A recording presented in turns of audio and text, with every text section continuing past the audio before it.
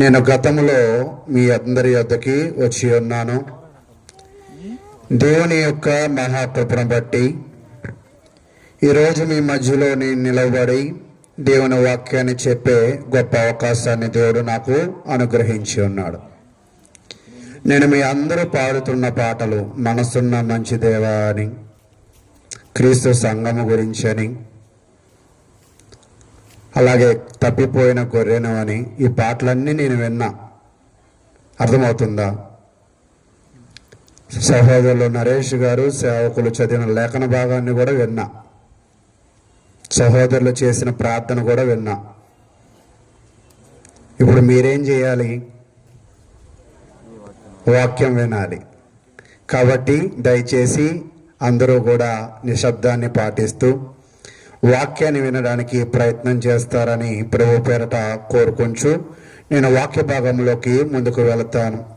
ప్రియ సహోదరులారా, పరిటాల క్రీస్తు సంఘమే కాదు, దేశంలో ఎక్కడ ఉన్న క్రీస్తు సంఘమైనా కూడా ఒక్కోసారి ఇలాంటి సువార్త కూడికలు లేదా ఇలాంటి రాజ్య సువార్త సభలు పెడుతూ ఉంటుంది. నిజమేనా?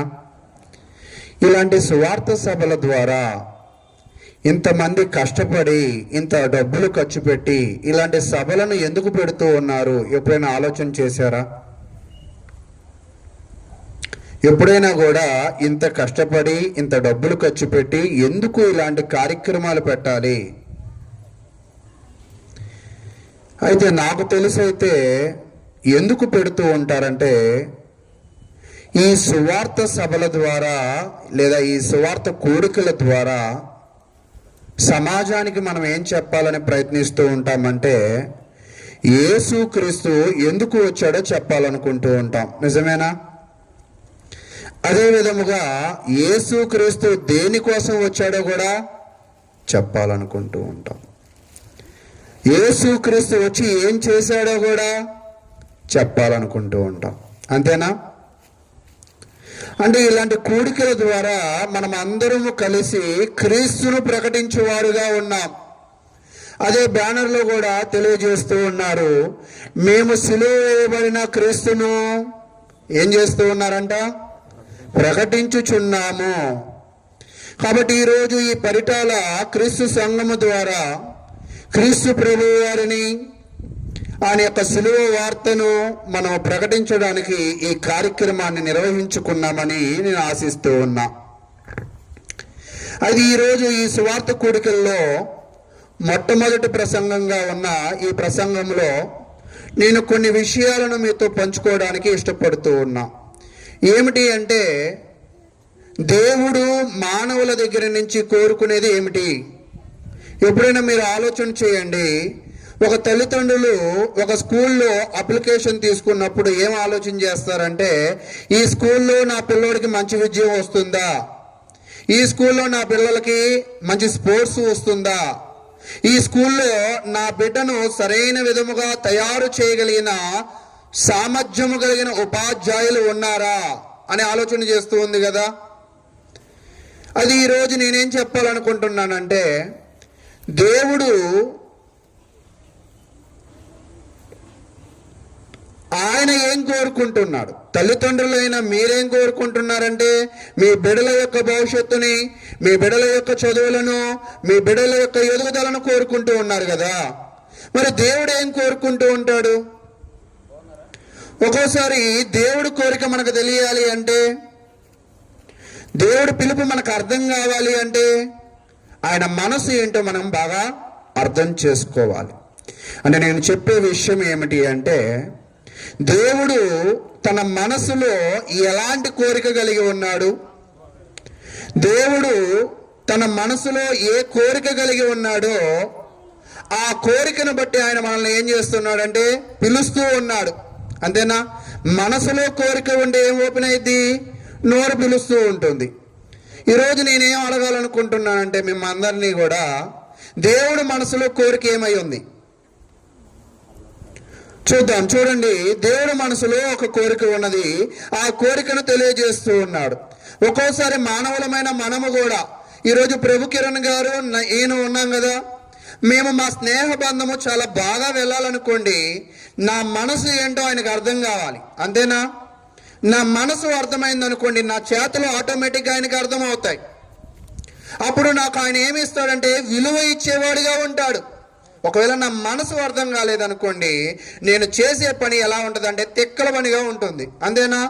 అందుకే ఒక వాక్యం ఉంటుంది, నశించుచున్న వారికి దేవుని వాక్యం ఎలా ఉంటుందంట? వెర్రిదనంగా. రక్షింపబడుతున్న వాడికి దేవుని యొక్క శక్తి. కాబట్టి మనం ఏం నేర్చుకోవాలి అంటే అసలు దేవుడు ఏం కోరుకుంటున్నాడో, ఆయన మనసు ఏమిటో మనం తెలుసుకోవాలి.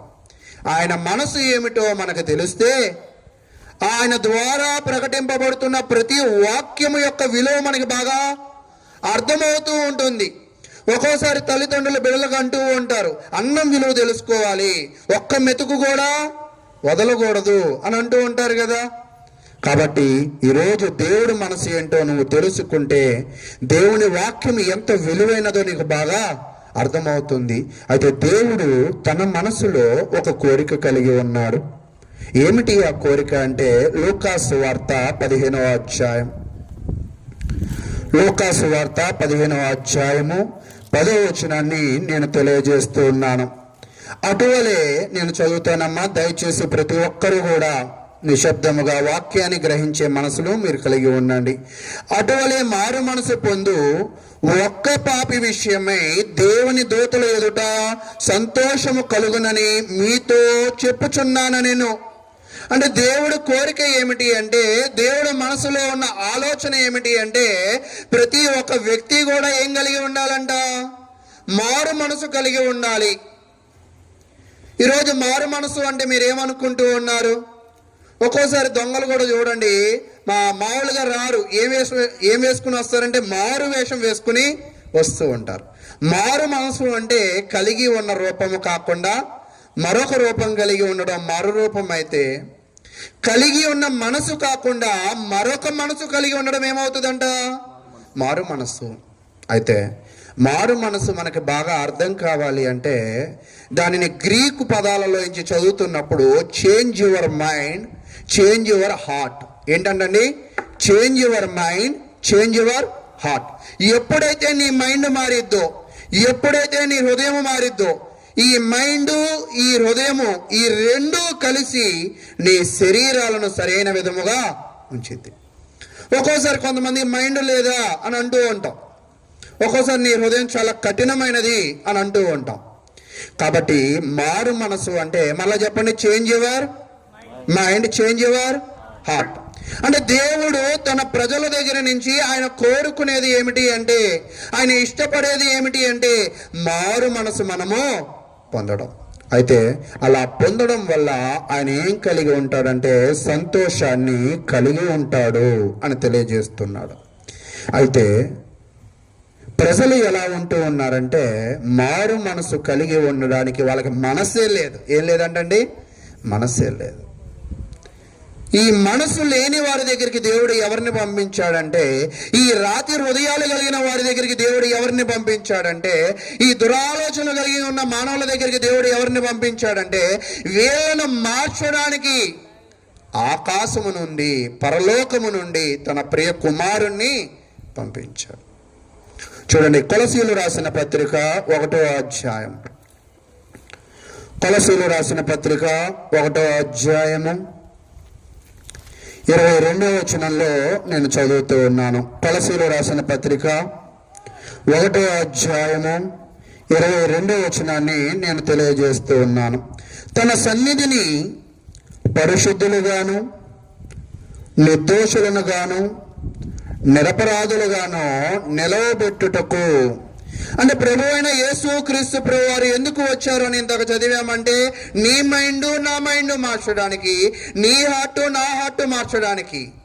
కానీ మనుషులు అప్పుడు ఎలాగ ఉన్నారంటే పరిశుద్ధులుగా లేరు, నిర్దోషులుగా లేరు, నిరపరాధులుగా లేరు. ప్రభు అయిన యేసు క్రీస్తు ప్రభు వారు వచ్చి జనులను ఎలా మార్చాలని ఆయన కోరుకుంటున్నాడంటే, చదవండమ్మా, పరిశుద్ధులుగాను నిర్దోషులుగాను నిరపరాధులుగాను మార్చాలని ప్రయత్నం చేస్తున్నాడు. అంటే దేవుడి యొక్క కోరిక ఏమిటో మీకు ఇప్పుడు ఒకవేళ బాగా అర్థమైందేమో నేను ఆశిస్తూ ఉన్నాను. అంటే దేవుడు తన ప్రజలను మార్చడానికి తన ప్రియ కుమారుని ఏం చేశాడంట, మన మధ్యలోకి పంపించాడు. అయితే అలా పంపించడము, మనల్ని మార్చాలని ఆయనకు ఏమై ఉన్నాడంటే పైన చెప్తూ ఉన్నాడు 20వ వచనంలో, ఆయన సిలువ రక్తము చేత సంధి చేసి ఆయన ద్వారా సమస్తమును, అవి భూలోకమందైనను పరలోకమందువైనను, వాటన్నిటినీ ఆయన ద్వారా తనతో సమాధాన పరుచుకొనవలననియు తండ్రి అభిష్టమాయెను. అంటే దేవుడి యొక్క మనసులో కోరిక ఏమిటి అంటే మానవులమైన మన అందరము కూడా మనసు మార్చుకుని దేవునికి అనుకూలంగా బ్రతకాలనేది దేవుని యొక్క కోరిక. అంటే ఇప్పుడు మీకు అర్థమైంది దేవుడి కోరిక ఏమిటి అంటే, దేవుడు మనసులో ఏముంది అంటే, దేవుడు ఏది ఇష్టపడతాడంటే నువ్వు మారడాన్ని ఇష్టపడతాడు, నువ్వు క్రీస్తుతో దేవునితో సమాధాన పడడాన్ని ఆయన ఇష్టపడుతూ ఉంటాడు. అయితే దేవుడైతే ఇష్టపడుతూ ఉన్నాడు, మరి మానవుల పరిస్థితి ఎలా ఉంది? దేవుడు మానవులను మార్చడానికి మనము బైబిల్లో పరిశీలన చేస్తే మోషేని పంపించాడు, న్యాయాధిపతులను పంపించాడు, ప్రవక్తలను కూడా పంపించాడు. వీళ్ళ అందరినీ పంపించి దేవుని ఉద్దేశం ఏమిటో ఈ ప్రజలందరికీ కూడా చెప్పించాడు. మోషే చెప్పాడు, ప్రవక్తలు చెప్పాడు, న్యాయాధిపతులు చెప్పారు. వీరందరూ చెబుతూ ఉన్నారు, కానీ మానవులు ఎలా ఉన్నారు అంటే మనం పరిశీలన చేస్తున్నప్పుడు అపోస్తుల కార్యంలో ఒక వచనాన్ని తెలియజేస్తూ ఉన్నారు. చూడండి, అపోస్తుల కార్యములు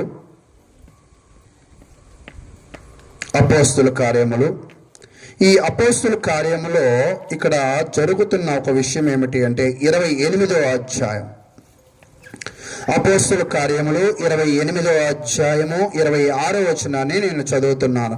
వీరు వినుట మట్టుకు విందురు గాని గ్రహింపరు.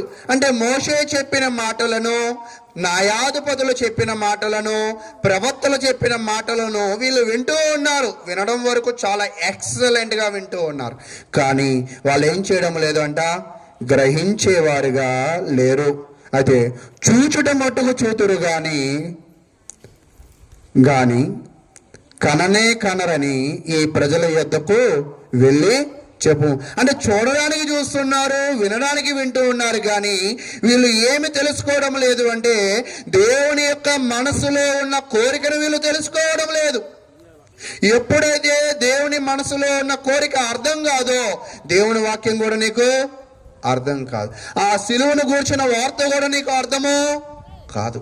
కాబట్టి కింద చెప్తూ ఉన్నాడు 27వ వచనము, ఈ ప్రజలు కన్నులారా చూచి చెవులారా విని మనసారా గ్రహించి నా వైపు తిరిగి నా వలన స్వస్థత పొందకుండానట్లు వారి హృదయము ఏమైందంటండి, క్రొవ్వింది. ఈరోజు నిజంగా చాలా వాక్యాలు చెప్పబడుతున్నా కూడా, చాలా స్వార్థ కూడికలలో ఉంటున్నా కూడా మనం వింటూ ఉన్నాం, మనం చూస్తూ ఉన్నాం, మనం గ్రహిస్తూ ఉన్నాం, కానీ మనం ఏం చేయట్లేదంట, స్వస్థత పొందట్లేదు. ఏం పొందట్లా? స్వస్థత పొందకపోవడం అంటే ఏంటంటే మనకు కలిగిన గాయాన్ని మనము స్వస్థపరచుకోవట్లేదు, బాగు చేసుకోవట్లేదు. ఈరోజు ప్రతి మానవుడు కూడా తన యొక్క జీవితము ఎలా ఉన్నది అంటే గాయాలు పాలయ్యింది, అస్వస్థతతో ఉన్నది, పాపములతో నింపబడి ఉన్నది. ఈ పాపములతో నింపబడుతున్న ప్రతి మానవుడు, ప్రతి వ్యక్తి కూడా ఆయన ఏం చేయాలంటే దేవుని వాక్యమును వినాలి, దేవుని వాక్యమును గ్రహించాలి. వారు కలిగి ఉన్న లోపాలను వాళ్ళు ఏం చేసుకోవాలంట, సరి చేసుకోవాలి. అయితే కానీ అలాగ జనులు లేరు. అలా లేని జనులు ఎలాంటి వాళ్ళు అంటే క్రొవ్విన వాళ్ళు అని చెప్తూ ఉన్నాడు. తర్వాత వారు చెవులతో మందముగా విని కన్నులు మూసుకుని ఉన్నారు. దాన్ని పరిశుద్ధాత్మ యెషయా ప్రవక్త ద్వారా మీ పితరులతో చెప్పిన మాట సరియే. అవును, నిజమే. ప్రజలు వింటూ ఉన్నారు, చూస్తూ ఉన్నారు, గ్రహిస్తూ ఉన్నారు, కానీ వాళ్ళు ఏం చేయడం లేదంట, మారడం లేదు. ఇలా మారిన వారికి ఏమంటూ ఉన్నారంటే క్రొవ్వు ఉన్నది అని తెలియజేస్తున్నారు. కాబట్టి ప్రియ సహోదరులారా, ఈరోజు ఈ సువార్త సందర్భంలో, ఈ సువార్త సభ ద్వారా నేనేం చెప్పాలనుకుంటున్నానంటే, మనము వినేవారి మట్టుకే కాదు, చూచేవారి మట్టుకే కాదు, మారేవారిగా ఉండాలి అని దేవుడు అనాది కాలం నుంచి ఆయన మన కొరకు ఎదురు చూస్తూ ఉన్నాడు. అయితే ఈరోజు నేను ఒక ప్రవక్త గురించి మీకు నేర్పించి నాకు ఇచ్చిన ఈ సమయాన్ని అయితే నేను ముగించే ప్రయత్నం చేస్తాను. చూడండి, మీకా అనే ఒక ప్రవక్త గురించి నేను మీకు నేర్పించాలి అని ఆలోచన చేస్తూ ఉన్నాను.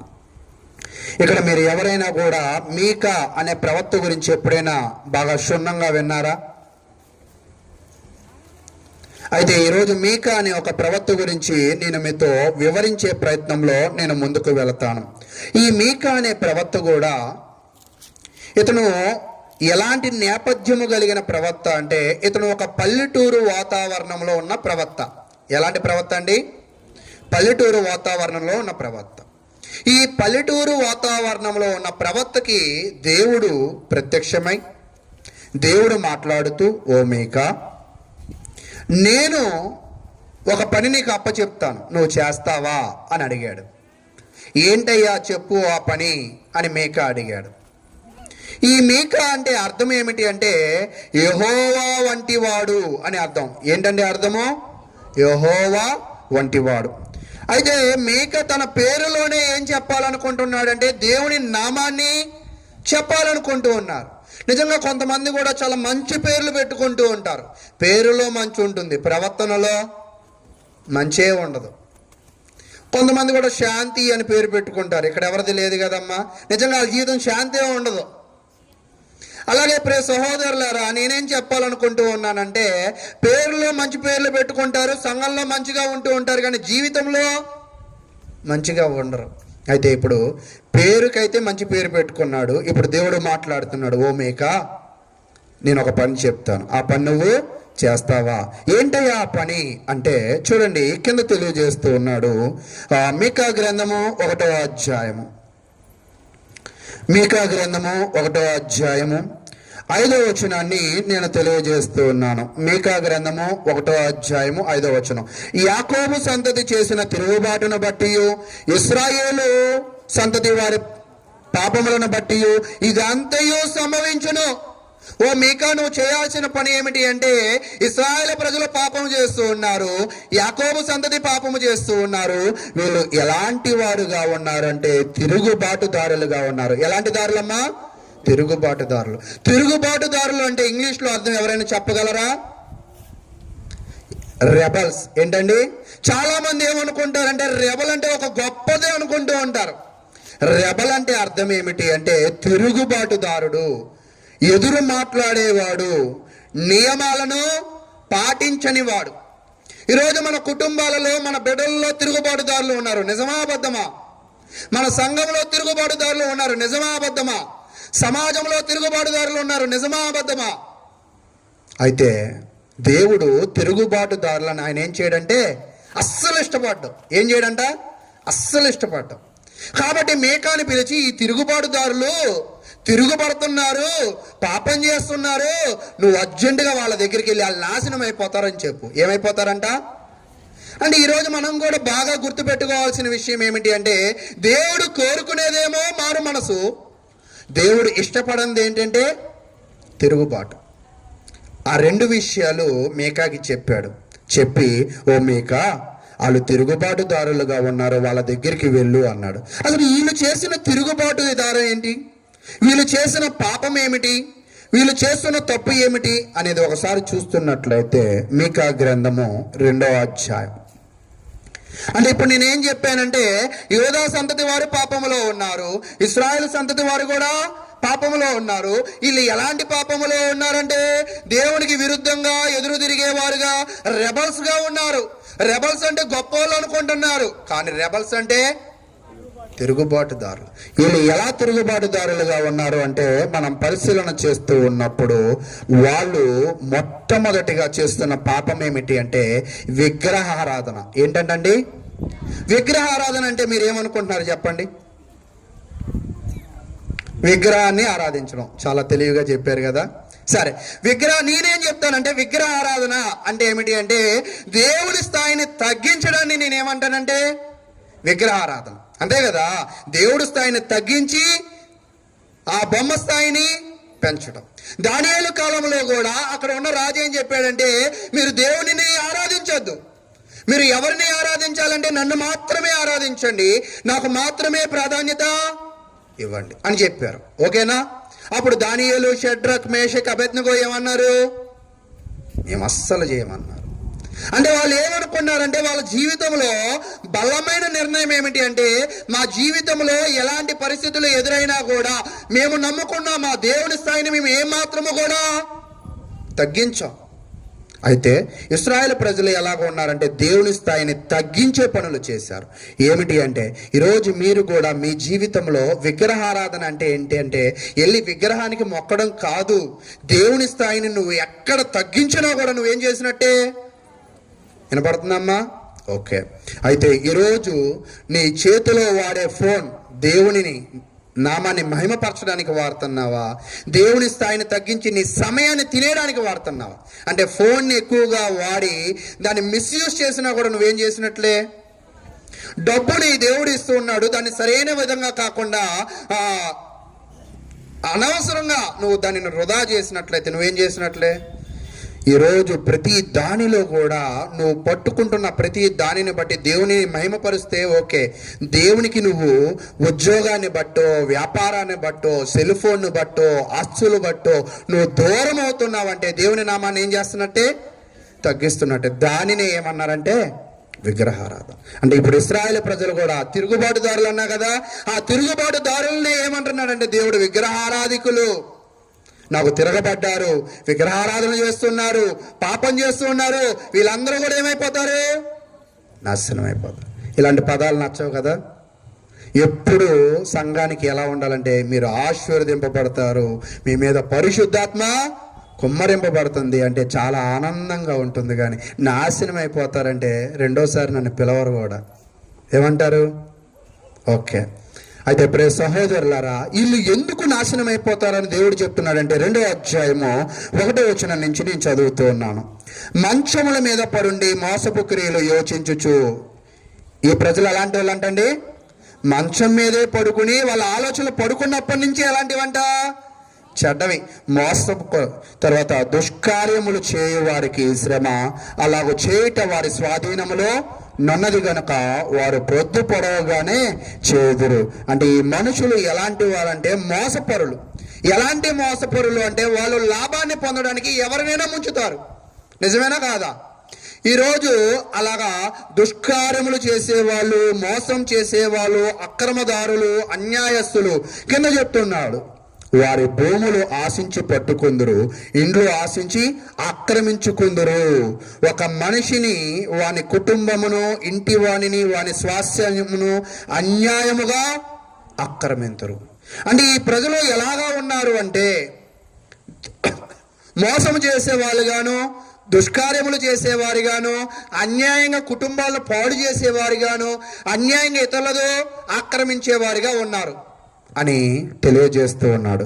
అయితే నేను ఒక ప్రశ్న అడుగుతా, నిద్రపోని వాళ్ళందరూ కూడా కుడి చేయొద్దండి. ఎవరు ఎత్తట్లా? ఓకే, అందరూ వింటున్నారు. ఇప్పుడు ప్రశ్న ఏమిటి అంటే కుడి చేయి ఎత్తమండం ప్రశ్న కాదు. అప్పుడు కాలంలో ప్రజలు ఎలా ఉన్నారంటే ఈ పాపాలు చేస్తూ ఉన్నారు కదా, వాళ్ళతో మనం పోటీకి వెళ్ళగలమా? వాళ్ళకన్నా పై స్థితిలో ఉన్నామా, వాళ్ళకన్నా కింద స్థితిలో ఉన్నామా, వారితో సమానంగా ఉన్నామా? నా ప్రశ్న మీకు అర్థమైనట్టు లేదు. నేనేం అడుగుతున్నానంటే ఆ కాలంలో ప్రజలు వాళ్ళు పడుకునే మోసాలు ఆలోచిస్తారంట, వాళ్ళు ఎప్పుడు పక్కనోడికి లాక్కోవాలనుకుంటారంట, వాళ్ళు ఎప్పుడు కూడా ఎదుటి వాడి పొలాలను ఇళ్లను ఆక్రమించాలనుకుంటారంట. అంటే ఈ రోజు జనాలు ఎలా ఉన్నారు? నా క్వశ్చన్. అలాగే ఉన్నారా, అంతకంటే ఘోరంగా ఉన్నారా? మరలా ఆలోచించి చెప్పాలి మీరు. వెంటనే చెప్తూ ఉన్నారు. నా ప్రశ్న ఏంటంటే, వాళ్ళలాగే ఉన్నామా, మారామా, వాళ్ళకన్నా ఎక్కువ ఘోరంగా ఉన్నామా? ఏంటో ఇంత బాగా చెప్పారు, ఇప్పుడు ఏం చెప్పట్లా. వాళ్ళని మించిపోయామా లేదా? ఇప్పుడు ఒక్కోసారి రాజేంద్ర ప్రసాద్ గారిని మించిపోయావు ప్రభు కిరణ్ అని అన్నారనుకోండి, ఆయనకంటే ఏం చేసినట్లు? బాగా సేవ చేసిన. నేనేమంటున్నానంటే, యోధా వారిని, ఇశ్రాయేలు వారిని, వారితో సమానమైన పాపాలు చేస్తున్నామా, వాళ్ళకి మించిన పాపాలు చేస్తున్నామా? వాళ్ళకి మించిన పాపాలే చేస్తున్నాం. అంటే ఒక్కోసారి నిజంగా మనం గుర్తిరగాల్సిన విషయం ఏంటంటే, మనం ఇంకా దుర్మార్గులం. ఏదో కనపడడానికి fair and lovely, fair and handsome powder కొట్టుకుని అందంగా కనపడుతున్నాం, కానీ మన హృదయాలు వాళ్ళకన్నా మోసమైనవి, వాళ్ళకన్నా దుష్కార్యాలు చేసేవి, వాళ్ళకన్నా అన్యాయం చేసేవి. నిజమంటారా అబద్ధం అంటారా? ఇది ఎప్పుడు తెలిసిద్దో తెలుసా? సరిహద్దులలో పొలాలు పంచుకునేటప్పుడు వస్తుందండి ఈ గొడవ అన్నదమ్ముల దగ్గర. అది అయితే ఇలాంటి వారు అందరికీ కూడా దేవుడు ఏం చెప్తున్నాడంటే శ్రమ. ఇలాంటి వాళ్ళందరికీ కూడా శ్రమ. అయితే ప్రియ సహోదరులారా, మీకా వెళ్ళి, ఓ ప్రజలారా, మీరు దేవునికి తిరుగుబాటుదారులుగా ఉన్నారు, మీరు విగ్రహారాధికులుగా ఉన్నారు, మీరు పాపాలు చేసేవారుగా ఉన్నారు, కాబట్టి మిమ్మల్ని దేవుడు ఏం చేస్తాడంట? శిక్షిస్తాడు అనే విషయాన్ని చాలా స్ట్రైట్గా చెప్పాడు. ఎవరికి? అక్కడ ఉన్న జనాలకి. అయితే తర్వాత చూద్దాం. చూడండి, మీకా గ్రంథము 3వ అధ్యాయం. మీకా గ్రంథము 3వ అధ్యాయం. ఇప్పటిదాకా ఏం చూసామంటే, వంశస్థులు చెడ్డవాళ్ళు, జనాలు చెడ్డవాళ్ళు. ఇంకెవరు మిగిలారంటే, ఇది చెప్పి ఇంకొంచెం ముందుకు వెళతా, అధికారులు. ఇప్పుడు ఎవరండి? అధికారులు. 1వ వచనం, నేను ఇలాగ ప్రకటించి తిని, యాకోబు సంతతి యొక్క ప్రధానులారా, ఇశ్రాయేలుల అధిపతులారా, ఆలకించుడి. న్యాయం ఎరిగి ఉండుట మీ ధర్మమే కదా. అసలు న్యాయాన్ని తెలుసుకోవడం మీ ధర్మం, న్యాయానుసారంగా నడుచుకోవాల్సింది మీ ధర్మం. కానీ మీరు అలాగా లేరు. మీరు గొర్రెలను కాయాలి, కానీ గొర్రెలను కాయకుండా గొర్రెలను తినేసే కసాయి లాంటి వాళ్ళు ఉన్నారు. ఎలాంటి వాళ్ళు ఉన్నారంట? కసాయి లాంటి వాళ్ళు ఉన్నారు. చూడండి 2వ వచనం, అయినను మేలును అసహించుకుని కీడు చేయని ఇష్టపడుదురు. నా జనులు చర్మము ఓడదీసి వారి ఎముకల మీద మాంసము చీల్చుదురు. అంటే ఏం చెప్తున్నాడంటే, నువ్వు అధికారాన్ని కలిగి ఉన్నావు కదా, నీకున్న అధికారాన్ని బట్టి ప్రజలకు మేలు చేయాలి, నీకున్న ధనాన్ని బట్టి ప్రజలకు మేలు చేయాలి, నీకున్న పరిస్థితులను బట్టి ప్రజలకు మేలు చేయాలి. కానీ అధికారులు, అధిపతులు ప్రజలకు ఏం చేయట్లా? మేలు చేయట్లా. అసలు ఆ జాతోళ్ళు దుర్మార్గులు అనుకున్నాం, ప్రజలు దుర్మార్గులు అనుకున్నాం, అధికారులు కూడా ఎలాంటి వాళ్ళేనంట? అంటే ఆ దేశం అంతా కూడా దేనితో బాగా నిండిపోయింది? దుర్మార్గంతో నిండిపోయింది. అక్కడ ఒక కొరత ఉంది. మొన్నటి దాకా కూడా ఒక ట్రెండింగ్లో కొరత ఉంది. ఏంటో చెప్పగలరా? పెట్రోల్. ఏంటండి? Petrol and gas. అలాగే ఆ దేశంలో కొరత ఏంటో చెప్పండి. ఇప్పుడు దేవుని యందు భయభక్తులు కలిగిన నీతిమంతుడు కొరత. అక్కడ సమృద్ధిగా ఏముంది? పాపము లేదా దుర్మార్గం ఉంది. అయితే ఒక ప్రశ్న అడుగుతున్నా, మీరందరూ నా వైపు చూడట్లా. నా ప్రశ్న ఏంటంటే, ఈరోజు మన ప్రాంతంలో ఏది సమృద్ధిగా దొరుకుతుంది? న్యాయమా, పాపమా? లేదా మన స్థానిక సంఘంలో ఏది సమృద్ధిగా దొరుకుతుంది? పరిశుద్ధత, అపరిశుద్ధత? ఒక్కసారి పరిశీలన చేసుకోండి. అయితే ప్రియ సహోదరుల, ఇలాగా అన్యాయంగా ఉన్న వారిని, ఇలాగా చెడ్డగా నడుచుకునే వారిని దేవుడు ఎప్పుడూ కూడా సహించడు. అయితే ఇప్పుడు ప్రభు కిరణ్ గారికి ఒక డౌట్ వచ్చింది. నేను యేసుక్రీస్తు గురించి చెప్పమన్నాను, ఈయనేంటో మేకా దగ్గరికి తీసుకెళ్ళాడు అని ఒకవేళ మీకు కూడా ఆలోచన రావచ్చు. అసలు యేసుక్రీస్తు ఎందుకు వచ్చాడంటే, ఇలాంటి దుర్మార్గులందరినీ కూడా మార్చడానికి, ఇటువంటి దుష్కార్యములు చేసే వాళ్ళందరినీ కూడా మార్చడానికి, ఇలా మార్చడానికి ప్రవక్తను పంపించాడు, కానీ ప్రవక్తల వల్ల కాల. అయితే చెప్తూ ఉన్నాడు 6వ అధ్యాయము 9వ వచనము. మీకా గ్రంథము 6వ అధ్యాయము 9వ వచనం, ఆలకించుడి, యెహోవా పట్టణమునకు ప్రకటన చేయుచున్నాడు. పట్టణంలో ఎక్కడ చూసినా కూడా ఏం లేదంటే నీతి లేదు, ఎక్కడ చూసినా కూడా ఏముందంటే పాపము ఉన్నది. తర్వాత జ్ఞానము గలవాడు నీ నామమును లక్ష్య పెట్టును. ప్రార్థనకి రావాలనుకున్న వాళ్ళందరూ ప్రార్థనకి రాలేరు. సువార్త సభలో కూర్చుండాలనుకున్న వాళ్ళందరూ కూర్చోలేరు. ఎవరు మాత్రమే కూర్చోగలరు, ఎవరు మాత్రమే వినగలరు, ఎవరు మాత్రమే మారగలరు అంటే జ్ఞానము గలవాడు మాత్రమే సాధ్యమే. నేను అనుకుంటూ ఉన్నా, ఇక్కడ ఒక 60 మంది దాకా ఉన్నారు. 60 మంది నా వాక్యం వింటారని నేను నమ్మట్లా. మీరు నమ్ముతున్నారా? 60 మంది నా వాక్యం వినాలి అంటే వాళ్ళలో ఏముండాలా? జ్ఞానం ఉండాలి. అంటే జ్ఞానం కలిగిన వాడే వింటాడు. జ్ఞానం లేనివాడు ఏం చేస్తూ ఉంటాడు? మళ్ళా చెప్తాం, మరిలాగా ఉండకూడదు, మాతలాగా కూడా ఉండకూడదు అని. కానీ చేసే పనులు కూడా ఒక్కోసారి జ్ఞానం లేని పనులు చేస్తాం. అయితే ఇప్పుడు సహోదరులారా, తర్వాత చదువుదాం. శిక్షను గూర్చిన వార్త, శిక్షను నిర్ణయించిన వానిని గూర్చిన వార్త ఆలకించు. ఇక్కడేమో శిలువను గూర్చిన వార్త, ఇక్కడేమో శిక్షను గూర్చిన వార్త. ఇక్కడ ఏమో శిలువను గూర్చిన వార్త అనేకులను ఏం చేసింది? రక్షించింది. ఇక్కడ చేసిన శిక్షను గూర్చిన వార్త అనేకులను ఏం చేసిందంటే శిక్షించింది. అంటే నేనేం చెప్పాలనుకుంటున్నానంటే, యేసుక్రీస్తు ప్రభువు వారికి ముందు ప్రకటించిన ప్రతి ప్రవక్తలు తప్పు చేస్తే నాశనం అయిపోతావని ప్రకటించారు.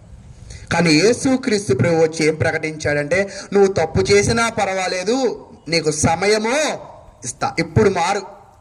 అంటే శిక్షకు, పాపానికి శిక్ష కాదు, పాపానికి మార్పు నేను ఇస్తా. పాపానికి ఏం చేస్తానంట? మార్పు.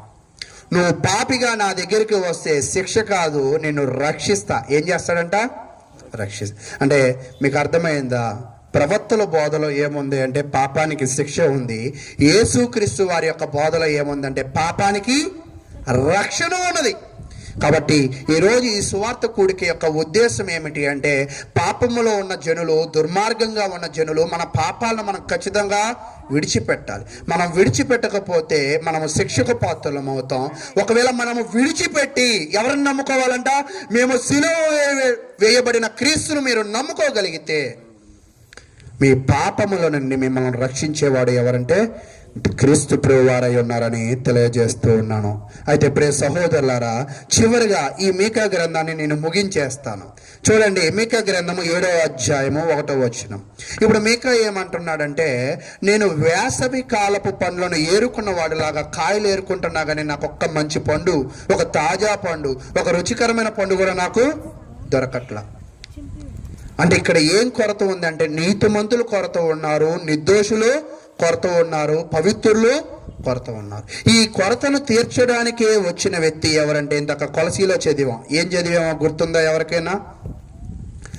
పరిశుద్ధులను, నిర్దోషులను, నిరపరాధులను నిలవబెట్టడానికి వచ్చింది ఎవరు? క్రీస్తు ప్రభువారు. అంటే యేసుక్రీస్తు ఎందుకు వచ్చాడో, యేసుక్రీస్తు మనసు ఏంటో మీకు అర్థమైందా? ఆయన మనసు ఏమిటంటే మన అందరం మారాలని. ఆయన మనసు ఏమిటి అంటే మనం పరిశుద్ధులమును, నిర్దోషులను, నిరపరాధులనుగా మనము నిలవబడాలి. ఎలా నిలవబడాలా? ఇంతక మీరు అందరూ కూడా పాటల హడావిడిలో ఉన్నారు, కానీ నేను ఆ స్తంభాన్ని చూస్తూ ఉన్నా. ఆ స్తంభం అప్పుడప్పుడు ఊగుతూ ఉంది.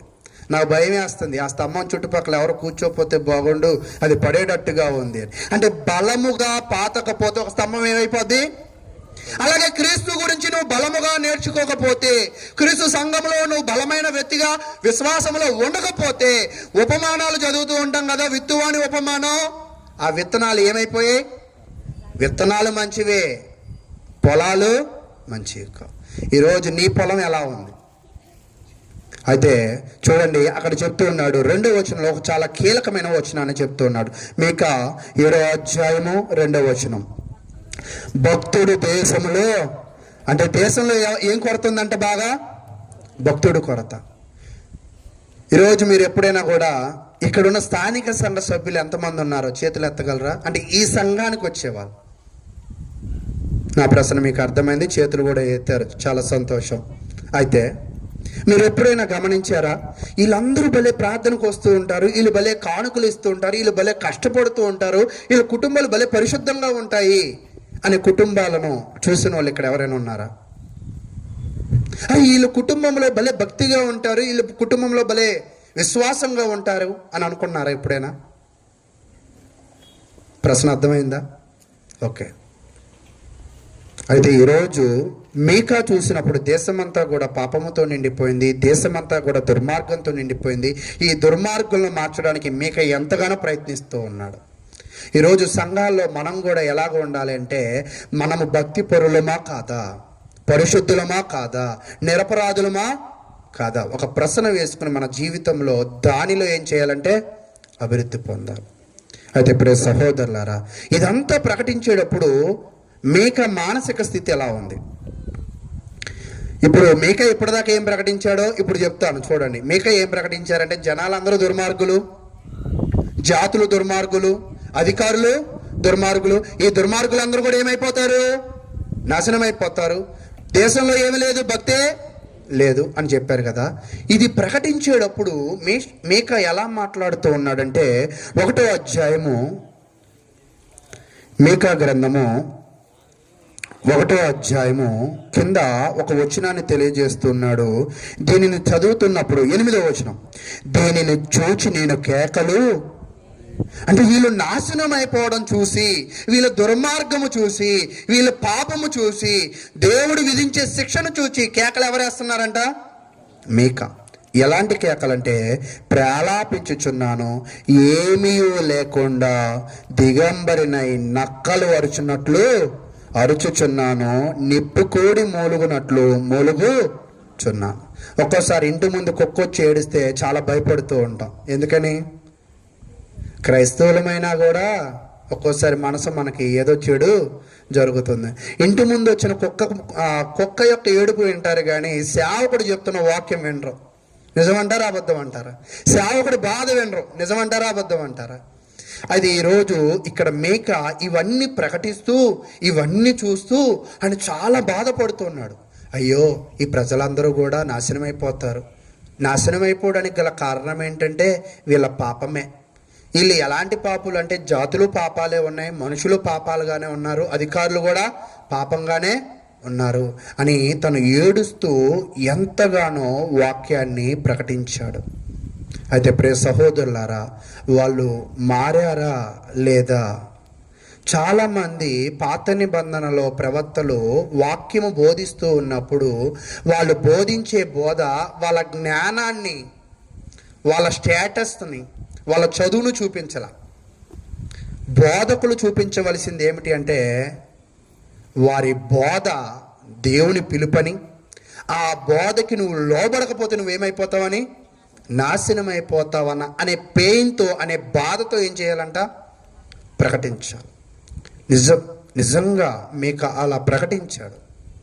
అయితే ప్రియ సహోదరులారా, ఈరోజు మనము కూడా స్థానిక సంఘంలో మనం ఏం చేయాలంటే, సేవకుని ద్వారా వస్తున్న ప్రతి బోధ కూడా దేవుని ద్వారా వస్తున్న బోధగా తెలుసుకుని, ఆ బోధను మనము విని మనము మారడం అనేది దేవుని యొక్క కోరిక. మీరు ఎప్పుడైనా పరిశీలన చేయండి. ఒకవేళ పల్లెటూరులో ఎలా ఉండిద్దో నాకైతే తెలియదు. సిటీలో ఏమవుతుంది అంటే, ప్రతిరోజు వచ్చి డ్రైనేజీ తీస్తూ ఉంటారు, ప్రతిరోజు వచ్చి రోడ్లను శుభ్రపరుస్తూ ఉంటారు, ప్రతిరోజు మీ ఇళ్ళను కూడా మీరు ఏం చేసుకుంటారు? మీ శరీరాలను కూడా మీరు ఏం చేసుకుంటూ ఉంటారు? శుభ్రపరచుకోకపోతే ఏమైంది? వాసన వచ్చింది, ఇంకా నిద్ర కూడా వస్తుంది మీకు. ఓకే, ఇంకా ఏమొస్తుంది చెప్పాలి, చెప్తే నిద్ర రాదు, పాడైపోద్ది. ఇంకా బ్యాక్టీరియా. అంటే శుభ్రపరచుకోకపోతే వచ్చే నష్టాలు ప్రభుత్వానికి తెలుసు కాబట్టి కాలువలను శుభ్రపరుస్తున్నాయి. మీ ఇళ్లలో శుభ్రపరచకపోతే నష్టాలు జరుగుతాయి మీకు తెలుసు కాబట్టి మీ ఇళ్లను శుభ్రపరచుకుంటున్నారు. ఎప్పుడైనా కళ్ళు మూసుకుని, నా మనసును నేను శుభ్రపరచుకోకపోతే నేను పాడైపోతాను అని ఎప్పుడైనా ఆలోచన చేశారా? నా మనసును నేను ఖచ్చితంగా శుభ్రపరచుకోవాల్సిన అవసరం నాకు ఉంది అని ఎప్పుడైనా ఆలోచన చేశారా? నేను కూడా చిన్నప్పుడు మా అమ్మ బాగా శుభ్రం, ఎంత శుభ్రం అంటే పిల్లోడు స్కూల్ నుంచి తడిసి వర్షంలో వస్తే బయట స్నానం చేసిరా అనేది, కడుపు రగిలిపోతూ ఉండే. అప్పటికే ఆల్రెడీ అయితే బ్రష్ చేయమనేది, రుద్దేవాడిని. సరే రుద్ది ఇలా అనేసి ఊసేసి వచ్చేసేవాడిని. ఎందుకంటే మరలా ఆమె తోమిచ్చిద్ది నాతో అని, మళ్ళా రుద్దేవాడిని. చిన్నప్పుడైతే విన్నా. కొంచెం పెద్ద అయ్యాక ఏం చేశానంటే, ప్రతిరోజు రుద్దడం, బాగా రుద్దను, రోజు 1 నిమిషం రుద్ది వారానికి ఒక రోజు ఇటుకరాయితో రుద్దుతా, అప్పుడు పళ్ళేమవ్వో గారపట్టో అని నేనేం చేశానంటే, రోజు రుద్దే విషయంలో నిర్లక్ష్యం కలిగి వారానికి ఒకసారి బాగా రుద్దుదాం అనుకున్నా. అలా రుద్దుదాం అనుకునే పాటికి ఈ పళ్ళ మీద ఉన్న ఎనామిలు పోయి పళ్ళన్నీ పసుపుగా గారపట్టి, అంటే నేనేం చెప్పాలనుకుంటున్నానంటే, పళ్ళుని రోజు రుద్దితే తెల్లగా ఎలా మెరవబడుతుందో, ఇల్లుని రోజు శుభ్రపరిస్తే ఇల్లు ఎలా అందంగా ఉంటుందో, తర్వాత మీ శరీరాలను శుభ్రపరచుకుంటే మీ శరీరం ఎంత ఆరోగ్యంగా ఉంటుందో, అదే విధముగా మీ మనస్సులను ఎప్పుడెప్పుడు శుభ్రపరచుకోవాలంట? ప్రతిరోజు. కానీ మనం ఎంత పవిత్రులం అంటే ఆదివారం శుభ్రపరచుకుంటాం, ఆదివారం వచ్చేస్తాం. ఎంత వచ్చేస్తూ ఉంటామంటే కొంగేసుకుని కింద నీళ్లు కారుతూ ఉంటుంది. ఏంటంటే చూసిన వాళ్ళందరూ అనుకోవాలి, అమ్మ భక్తి. భక్తి అంటే ఏంటి? ప్రార్థన అయిపోయిన తర్వాత తలంతా నీళ్లు పెట్టుకుని నీళ్లు కార్చుకుంటూ కొంగేసుకుంటూ వచ్చి హడావుడిగా, అదే భక్తి. అయితే ప్రియ సహోదరులారా, మీ మనసులను మీరు ఆదివారమే కాదు కానీ ప్రతిరోజు శుభ్రపరుచుకుంటూ మీ మనసులను దేవుడికి ఏ స్థానం ఇవ్వాలంట? ప్రథమ స్థానం ఇవ్వాలి. ఈరోజు మీ హృదయాలలో దేవునికి ప్రథమ స్థానం మీరు ఇవ్వకపోతే మీరు పాపం చేసిన వారు అవుతారని దేవుని వాక్యము తెలియజేస్తుంది.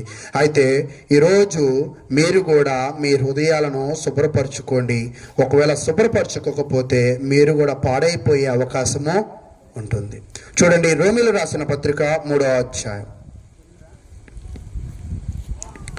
రోమీలు రాసిన పత్రిక 3వ అధ్యాయము 12వ వచనాన్ని నేను చదువుతూ ఉన్నాను. ఇప్పటిదాకా నేనేం చెప్పానంటే, యేసు క్రీస్తు ప్రభువు వారు పుట్టక ముందు 700 సంవత్సరాల ముందు ప్రజలు ఎలాగ ఉన్నారంటే దుర్మార్గులుగా ఉన్నారు, పాపులుగా ఉన్నారు, ఏ క్వశ్చనంతా కూడా నీతిమంతులుగా లేరు.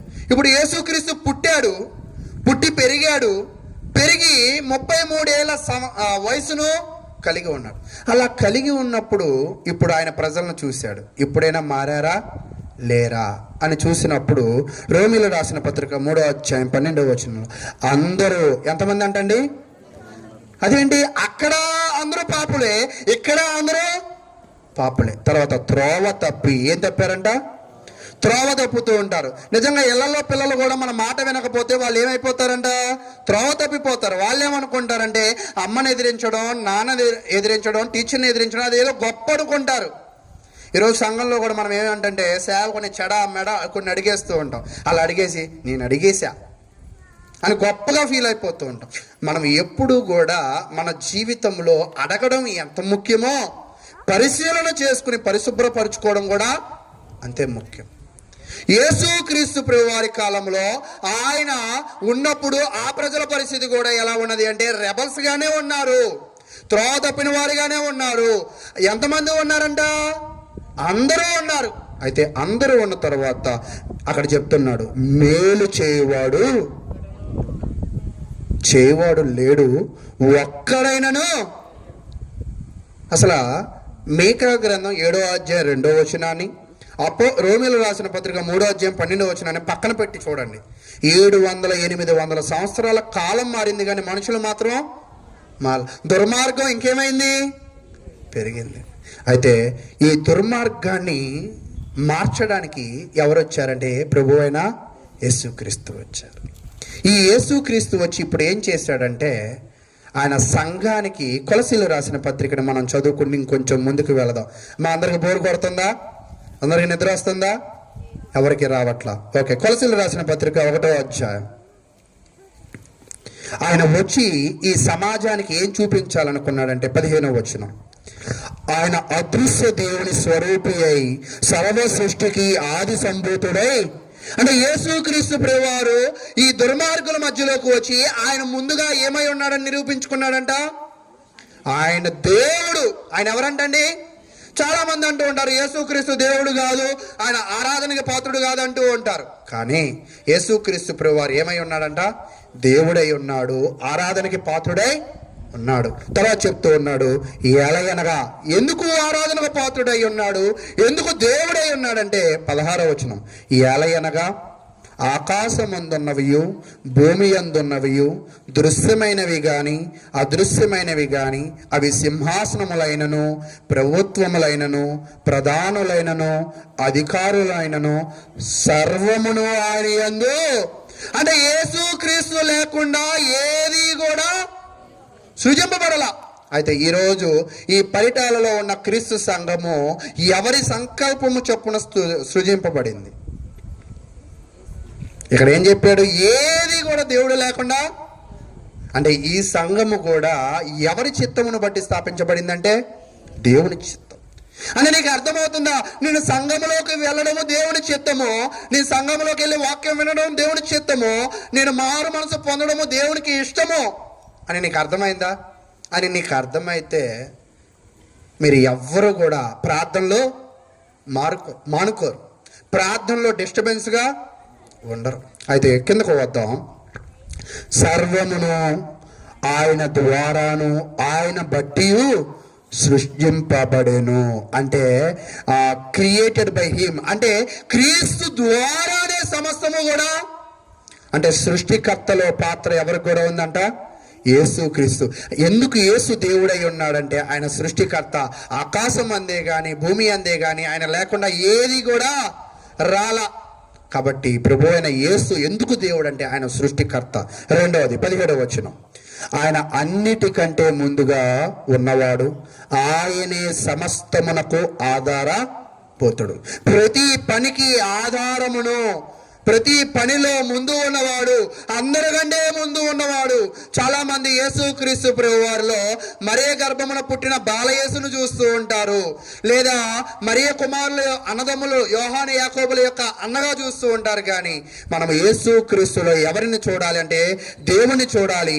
ఎందుకంటే ఆయన సృష్టికర్త, ఎందుకంటే ఆయన ఆధారభూతుడు. ఆయన ఏంటంట? ఆధారభూతుడు.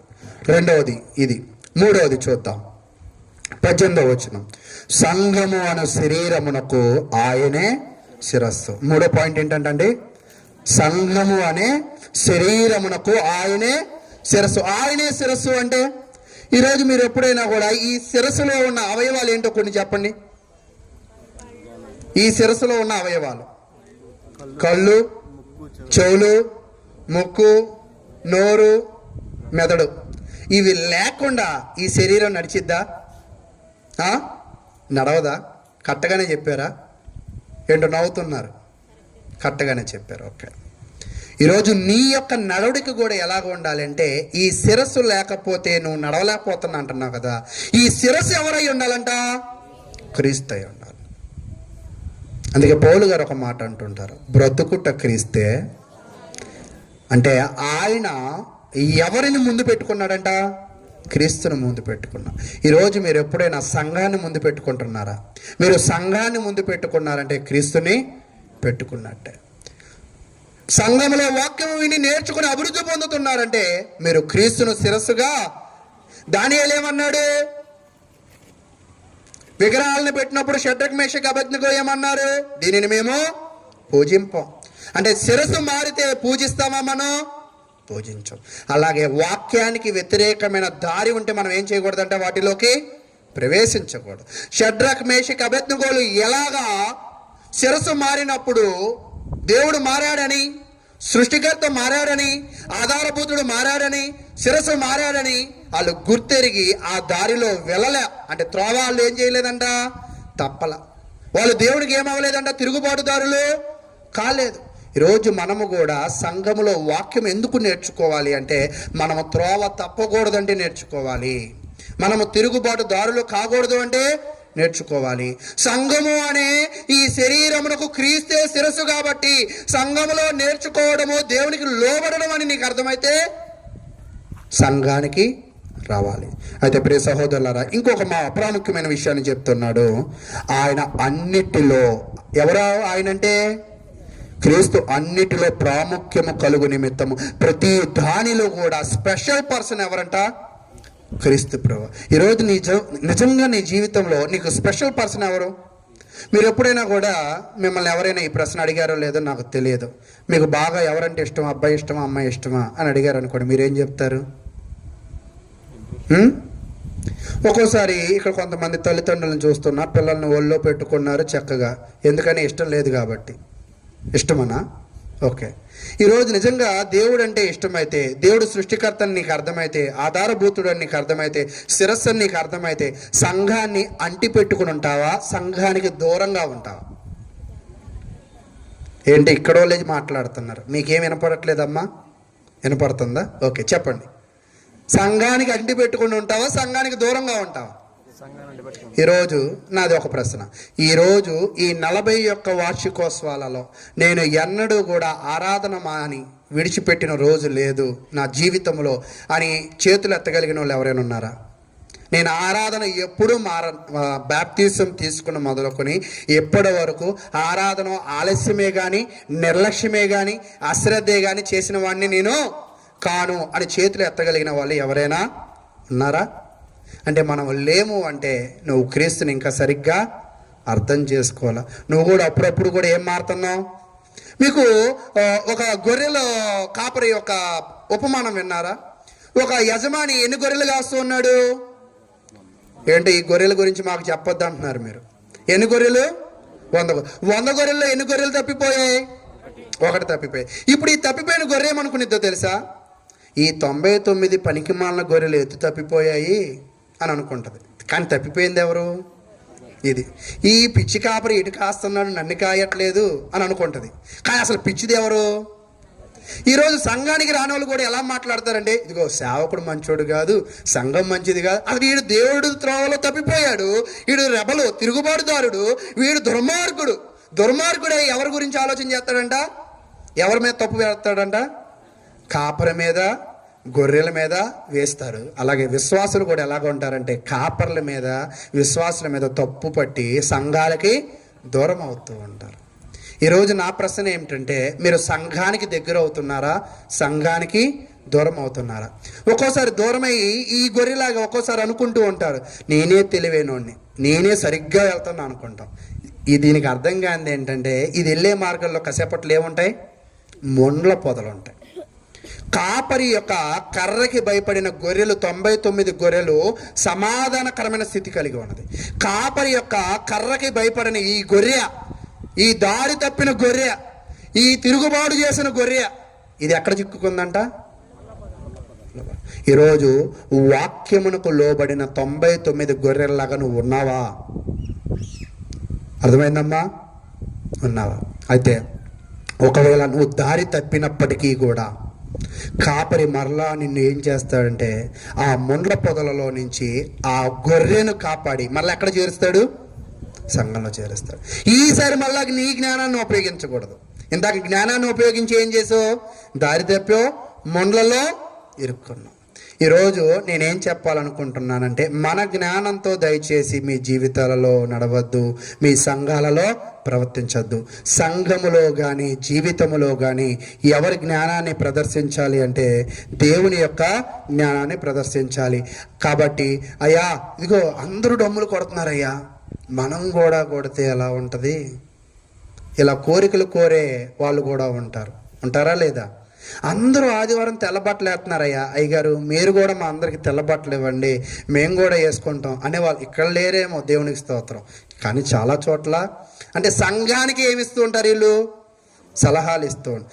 దేవుడు సలహా పాటించమని నువ్వు సంఘంలోకి వచ్చో, దేవుని శిరస్సుగా పెట్టుకోమని నువ్వు సంఘంలోకి వచ్చో, నువ్వు ఇప్పుడు ఏమైపోదాం అనుకుంటున్నావు? సంఘానికి దేవుడు శిరస్సు కాదు, నేనే శిరస్సు అని అనుకుంటూ ఉంటాం. ఇందాక గొర్రె తప్పిపోయింది కదా, తప్పిపోయే గొర్రెలకు ఎప్పుడు ఎక్కువ ఆలోచనలు. అందుకే ఎక్కువ ఆలోచనలు ఉన్న వాళ్ళు ఎప్పుడు కూడా ఏమైపోతారు? తప్పిపోయి నాశనం అయిపోతూ ఉంటారు. కాబట్టి ఈరోజు మీ కుటుంబాలలో, మీ సంఘాలలో తప్పిపోయే గొర్రెల్లాగా ఉండద్దు, రెబల్స్ లాగా ఉండద్దు.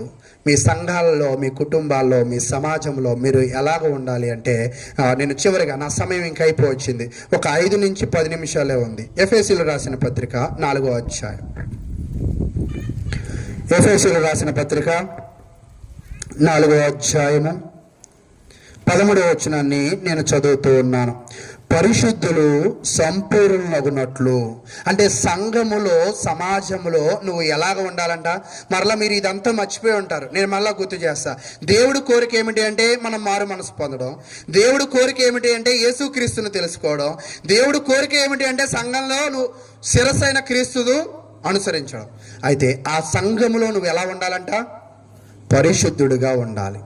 పరిశుద్ధుడిగా ఉండడం మాత్రమే కాదు, ఆ పరిశుద్ధుడు ఇంకొక స్టెప్ పైకి వెళ్ళాలా. ఎలా వెళ్ళాలంట చూడండి, సంపూర్ణులగునట్లు.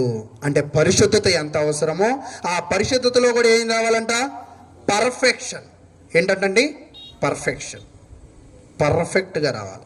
ఒక్కోసారి బట్టలు కుట్టించుకున్నప్పుడు సరే కొట్ల అని అంటూ ఉంటాం కదా. ఎందుకని సరి కొట్ల అంటే మనకు సరిగ్గా ఒక్కోసారి లూజు ఎక్కువ, ఒక్కోసారి టైటు అని అనుకుంటాం కదా. ఈరోజు పరిశుద్ధులు కూడా ఏమవ్వాలంటే సంఘానికి వస్తూ చాలామంది ఏవేవో నేర్చుకుంటూ ఉంటారు. కానీ సంఘానికి వచ్చే వాళ్ళ దగ్గర దేవుడు కోరుకునేది ఏంటంటే పరిశుద్ధత కోరుకుంటున్నాడు. ఆ పరిశుద్ధత ఎలా ఉండాలంట, సంపూర్ణ పరిశుద్ధతగా ఉండాలి. ఇక్కడ పరిశుద్ధులుగా ఉన్న వాళ్ళు ఎంతమంది ఉన్నారు, లేదా సంపూర్ణమైన పరిశుద్ధులు ఎంతమంది ఉన్నారు? దేవుడు కోరికైతే అది. అలాంటి సంఘాలు ఏమవుతాయంటే చెప్తున్నాడు, క్రీస్తు శరీరము క్షేమాభివృద్ధి చెందుటకును పరిచర్య ధర్మము జరుగుటకును ఆయన కొందరిని ఎక్కడ సంఘాలు అభివృద్ధి పొందుతాయి అంటే సంఘంలో పరిశుద్ధులు ఉన్న చోట ఆ సంఘం అభివృద్ధి పొందిద్ది. సంఘంలో సంపూర్ణమైన పరిశుద్ధులు ఉన్న చోట ఆ సంఘం అభివృద్ధి పొందిద్ది. సంఘంలో రెబల్స్ ఉంటే అభివృద్ధి చెందదు. ఆ రెబల్స్ కూడా ఏమైపోతారు, కొంతకాలానికి నాశనం అయిపోతూ ఉంటారు. అయితే ఈ పరిశుద్ధులను సంపూర్ణులుగా చేసే బాధ్యత దేవుడు ఎవరికి అప్పచెప్పాడంటే అపోస్తలుగాను, కొందరిని ప్రవక్తలుగాను, కొందరిని సువార్థికులుగాను, కొందరిని కాపర్లుగాను, ఉపదేశకులుగాను. అంటే దేవుడు ఈరోజు మీరు నమ్ముతున్నారా, నన్ను నడిపించింది ఈ ప్రాంతంలో దేవుడే అని మీరు నమ్ముతున్నారా? కానీ దేవుడు ఇక్కడ చెప్తున్నాడు, ఏమని చెప్తున్నాడు తెలుసా? మిమ్మల్ని కాయడానికి ప్రభు కిరణ్ గారిని స్థిరపరిచింది దేవుడే. ఆయన కాసేటప్పుడు ఆయన ఎలా కాయాలంటే తన జ్ఞానము చేత కాయకూడదు, దేవుని వాక్యం. ఇతను కాపరి కదా, కాసేటప్పుడు కర్ర ఏది పట్టుకోవాలంటే వాక్యము అనే కర్రతో పట్టుకోవాలి. స్వార్థము, కోపము, ద్వేషము అనే కర్రతో పట్టుకుంటే సంఘాలు ఏమైపోతాయి, చెదిరిపోతాయి. ఈ గొర్రెలు కూడా ఏమనుకోవాలి అంటే ఆయన పట్టుకున్న కర్ర నన్ను కొట్టడానికి కాదు, నేను తప్పిపోకుండా ఉండడానికి అని మనం ఏం చేయాలంట తెలుసుకోవాలి. నా మాటలు మీకు అర్థమవుతున్నాయా? అంటే సేవకుడి ద్వారా వచ్చే మాట నన్ను దండించడానికి, నన్ను శిక్షించడానికి, నాకు బుద్ధి చెప్పడానికి, నన్ను సరిచేయడానికి ఉన్నది.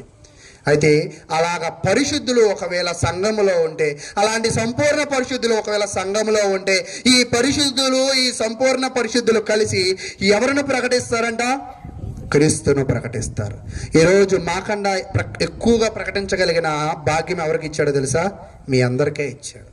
మేము కేవలం గంటే ప్రసంగిస్తూ ఉంటాం, కానీ మీ ప్రవర్తన అనే పరిశుద్ధత ద్వారా, మీ సంపూర్ణ పరిశుద్ధత అనే ప్రవర్తన ద్వారా మీరు ఈ సమాజంలో ప్రకటిస్తూ ఉంటారు. మీరు ఇశ్రాయేలు ప్రజలు, యోధా ప్రజల పరిస్థితిని చూస్తే వాళ్ళు విగ్రహారాధికులు, వాళ్ళు దుర్మార్గులు, మోసగాళ్ళు, అన్యాయస్తులు, ఆక్రమించుకునే వాళ్ళు. అది ఈరోజు నువ్వు పరిశుద్ధుడిగా ఉంటే నీ పరిశుద్ధతే, నీ ప్రవర్తనే అనేకులను మారుస్తూ ఉంటుందని మనం నేర్చుకోవాలి. అయితే ప్రియ సహోదరులారా, ఈరోజు ఈ స్థానిక సంఘము క్రీస్తు సంఘము, ఈ స్థానిక సంఘము అపోస్తుల బోధల మీద కట్టిన సంఘము, ఈ స్థానిక సంఘము అపోస్తుల బోధను ప్రకటించే సంఘము, ఈ స్థానిక సంఘము అపోస్తుల బోధను అనుసరించే సంఘం. కాబట్టి అలాంటి సంఘాలలో ఏది సమృద్ధిగా ఉండిద్ది? ఇశ్రాయేలు ప్రజల్లో ఏది సమృద్ధిగా ఉంది? పాపం. సంఘంలో ఇప్పుడు ఏది సమృద్ధిగా ఉండాలా? పరిశుద్ధత. అందుకే క్రీస్తు మన దగ్గరికి వచ్చాడు. కాబట్టి సంఘంలో ఒకవేళ పరిశుద్ధులు లేకపోతే, సంఘంలోకి వచ్చాక కూడా పాపులుగానే ఉంటే మీరు ఇంకా దేవుని తెలుసుకున్న వాళ్ళు కానే కాదు. కాబట్టి ప్రియ సహోదరులారా, మరి మీ సంఘములో మీరు గమనించండి, అబ్రహామును దేవుడు పిలిచాడు, ఆయన ఏమయ్యాడు? విశ్వాసులకు తండ్రి అయ్యాడు. మోషేను దేవుడు పిలిచాడు, ఆయన ఏమయ్యాడు?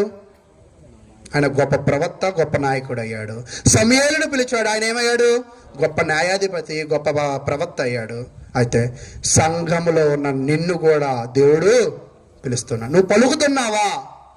సమూయేలుకి వినపడింది కానీ ఎవరు పిలిచారు అర్థం కాకపోతే వెళ్ళి ఏం చేశాడు? అయ్యా నన్ను ఎవరో పిలుస్తున్నారు, నువ్వేనా అంటే నేనేం కాదు అని అన్నాడు. మూడోసారి, సరే ఈసారి పిలిస్తే ఏమంటావంటే నేను రెడీగా ఉన్నా, ఏంటో చెప్పు, చిత్తగించుము అని చెప్పు అన్నాడు. అంతేనా? ఈరోజు సంఘంలో వాక్యం పిలుస్తుంటే నువ్వు చిత్తగించుమని వినడానికి సమయంలాగా ఉంటే నువ్వు కూడా ఇప్పుడు ఏమవుతావు తెలుసా? క్రైస్తవుడు అవుతావు, పరిశుద్ధుడు అవుతావు, సంపూర్ణ పరిశుద్ధుడు అవుతావు. అలాంటి వాళ్ళు కావాలనేది దేవుని యొక్క కోరిక. కాబట్టి ఆ స్థితిలోకి మీరు వచ్చారా? అలా స్థితిలోకి మీరు వస్తే మిమ్మల్ని మీ కుటుంబాలను దేవుడు దీవించునుగాక. కాబట్టి మీలో ఉన్న తప్పులను మీరు సమర్థించుకోవద్దు. ఇంతగా ఒక గొర్రె ఏం చేసుకుంది? సమర్థించుకుంది. మీలో తప్పులను మీరు సవరించుకోవద్దు, అంటే పెంచుకుంటూ వెళ్ళొద్దు. మీ తప్పులను మీరు ఏం చేయాలంటే సరిదిద్దుకోవాలి. క్రీస్తును నమ్ముకుని మీరందరూ జీవించాలని కోరుకుంటూ, మరి నా సమయము ఖచ్చితంగా ఇప్పుడే 1 గంట అయింది కాబట్టి నాకు ఇచ్చిన సమయాన్ని బట్టి నేను ముగిస్తూ, మీరందరూ కూడా నేను ఏదైతే ప్రకటించానో ఆ బోధ మాత్రమే కాదు, మా ప్రవర్తనలో మా సంఘములలో కూడా ఉండాలని, మీ అనుదిన ప్రార్థనలో నా కొరకు 1 నిమిషం ప్రార్థన చేయాలి. ఎప్పుడెప్పుడు చేయాలి? అనుదిన ప్రార్థనలో. అలా చేస్తారని విశ్వసిస్తూ మరలా వచ్చి కలిసినప్పుడు ఈ ప్రశ్న అడుగుతా. ఏమని అడుగుతా? చేస్తున్నా. నా పేరేంటండి? అనిల్. కాబట్టి నా కొరకు మీరు అందరూ ప్రార్థన చేయాలి. మా మధ్య ఉన్న ఈ సహవాసము, ఈ ప్రేమ, ఈ ఐక్యత మరింతగా క్రీస్తునందు బలపడాలని కోరుకుంటూ ఈ యొక్క సభను ముగిస్తూ ఉన్నాను, ఈ వాక్యాన్ని ముగిస్తూ ఉన్నాను. ఇప్పటి వరకు అధ్యక్షత వహించిన సహోదరులకు కూడా ప్రభు నామమున వందనం.